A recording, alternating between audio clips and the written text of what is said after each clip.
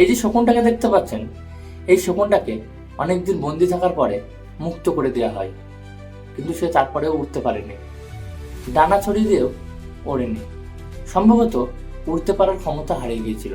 এই যে ব্যাপারটা, আমাদের সমাজের অনেক বাবা মা ও তার সন্তানদের সঙ্গে মিল আছে।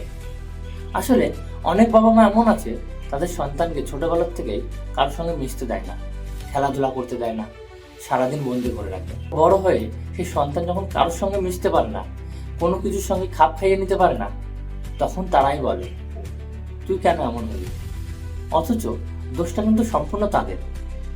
বন্দি রাখতে রাখতে এমন অবস্থা করে ফেলেছে যে তার দুনিয়াটাও তার কাছে ছোট হয়ে গেছে। তাই নিজের বাচ্চাকে আজাদ করে দিন, ঝড় বৃষ্টির সঙ্গে লড়াই করতে দিন, মাটির সঙ্গে খেলা করতে দিন, আশেপাশে বন্ধু বান্ধবের সঙ্গে ঘুরতে দিন। আপনার বাচ্চাকে সেই শকুনটার মতো বন্দি করে রাখবেন না, না হলে পরে আপনি মুক্ত করে দিলেও আর কোনো লাভ হবে না, ভিতরে ভিতরে সে কবেই শেষ হয়ে যাবে।